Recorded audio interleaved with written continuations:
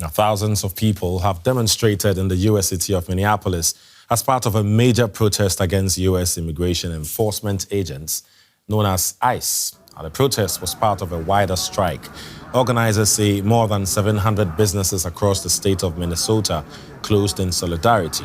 More than 100 clergy members were arrested at one demonstration. The state has been on edge since an ICE agent shot and killed U.S. citizen Renee Good. DW's correspondent Janelle Dumalaun reports. In the Twin Cities, ICE is everywhere. And every day, a deluge of headlines. The detention of a 5-year-old. An internal memo authorizing ICE officers to enter homes without a judge's warrant. A court suspending a decision barring federal officers from using tear gas against peaceful protesters. The federal surge is reshaping these cities in Minnesota and the daily lives of the people who live in them. Bob Rice's powwow grounds has morphed from a beloved local cafe and gallery into a central support center, collecting donations for delivery to families too afraid of ICE to leave their homes, as well as feeding and supplying volunteers watching out for ICE and warning their neighbors.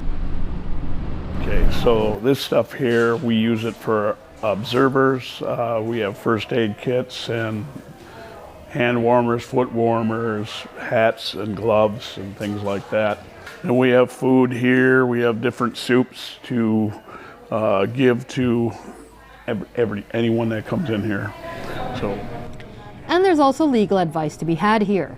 James Cook is a civil rights lawyer who spent the last weeks giving pro bono legal aid to ICE detainees and protesters. Hello, this is James. Hi, is this James Cook? This is James Cook. How can I help you? My husband is currently at the Whipple building. And what's going on? He is being held by ICE. He drives over to the Whipple building every day, the downtown federal hub for ICE operations that's at the center of protests over immigration enforcement. He tries to find detainees or find out if they've been moved to other detention centers around the country. I was trying to locate people. Everybody we found, they were in another location, right? Like, that's El Paso, Texas, Fort Bliss, Camp, Montana. Then somebody was in another part of Minnesota, then we had another guy, I don't know. I mean, they're in different places. He's not actually able to get anyone out, but hopes that being able to track down detainees helps their loved ones figure out their next steps. And so he keeps returning. And he's far from the only one. Demonstrators have gathered here every day too, despite freezing weather. And ever more of them have their own experiences with federal agents. Ryan said he was briefly detained after sitting on the road to try and restrict ICE vehicles from coming and going. They held me in the holding cells for a while, and then when they let me back out, they kept my phone as evidence, so they threw me back out here at 1:30 in the morning. I didn't have my glasses, I didn't have my phone. But despite his experience, he says as long as ICE is here, then he has to be too. Every day while I'm on the train here, my heart is pounding, but just because I'm scared doesn't mean I'm not going to keep coming out here and protesting. Elsewhere in the city are various reminders that residents are as active in the streets as the federal agents are. Like these neighborhood patrollers watching out for ICE on many street corners. Just being out in the neighborhood and trying to keep eyes and keep each other safe. So, I'm going to keep doing that. I live here. This is my home. Our fathers dropping off distance learning materials for children staying home to steer clear of ICE.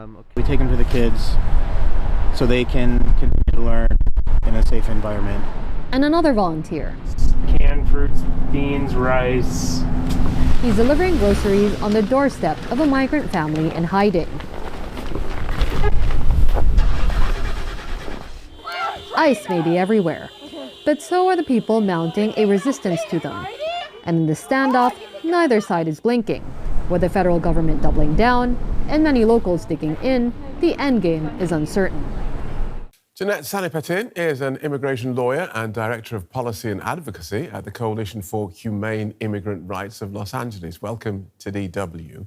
Help us understand how this works. Are ICE agents, do they have a list of people that, okay, we need him and we need her, or do they just sort of drive around looking for people? think they're doing a combination of efforts, right? In some instances, they might have a list and they may have what we call an administrative warrant, but an administrative warrant is not sufficient to arrest somebody unless the individual says, chooses to talk to them and they start getting information about the individual. And so in many instances, even just stopping and detaining someone on the street or in a courthouse, for example, should be done with a judicial warrant. And in many instances, what we have seen, though, at the beginning of the raids back in June, especially in Los Angeles, was what we called roving patrols, where they were just driving through different neighborhoods, driving to different businesses, looking for folks who they suspected were undocumented. And so in many instances, they're just sort of arresting first and detaining first and asking questions last, right? And so it's a combination. The problem, though, however, is, as you've seen, is that we've seen an escalation of violence. Right. Not only in communities, but also directed at individuals. And then now we're seeing people's lives being lost at the hands of the enforcement activities that are happening. We saw a detention centre in our report. Do you know what goes on in there? Yeah, I mean, in certain detention centers, right, these are folks that are going to be detained for civil law violations. And in many instances, it does take a couple of days or hours for them to process individuals. And so our understanding is that once a person gets arrested, they may be held in a processing center for maybe a couple of hours. However, we have heard horror stories of folks being held in these processing centers for upwards of almost 2 weeks. And this is because there's just so many people that are getting arrested and detained at this point. Once they get shifted to a detention center and they get processed, it's just like being in jail, in a prison. However, the conditions in these immigration detention centers are far worse. Prisoners in places like California are better off being in a prison that's run by the California correctional system, as opposed to these private detention centers that are being run by corporations. There are two main corporations that are running these detention centers in this country, and the conditions are horrible. Right. The popular portrayal of ICE agents is that they're out of control and accountable to no one but Donald Trump.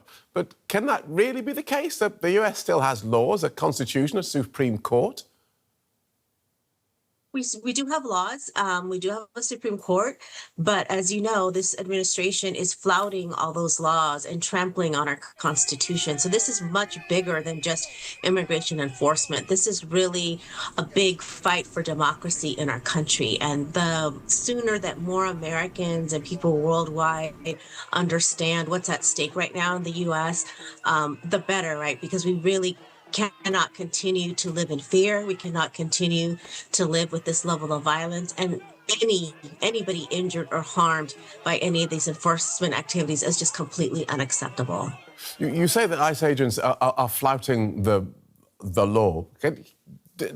Give us examples, because presumably if what you say is true, then at some stage there will be a reckoning.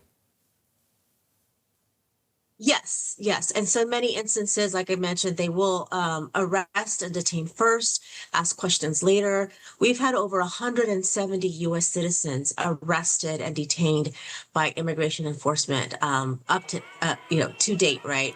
And so, for example, in many instances, we've heard U.S. citizens say, I'm a U.S. citizen. I have my, driver's license that's a more enhanced driver's license, for example. Or they may have a passport or what have you, or they're not even allowed to show what documentation they have. And so in many instances, these immigration enforcement officers just don't care. And they, will rip documents out of people's hands. I mean, people also who are immigrants, right, have work permits. They have cases pending within the immigration court system, and they show immigration officers their documents. And again, they don't care. They'll just toss them in the air. And so that's a complete complete failure by this administration to have ICE enforcement agents even trained on what the law is and what those parameters are. There simply are no parameters right now. Thank you for talking us through that. Immigration lawyer Jeanette Sanipatin. Thank you.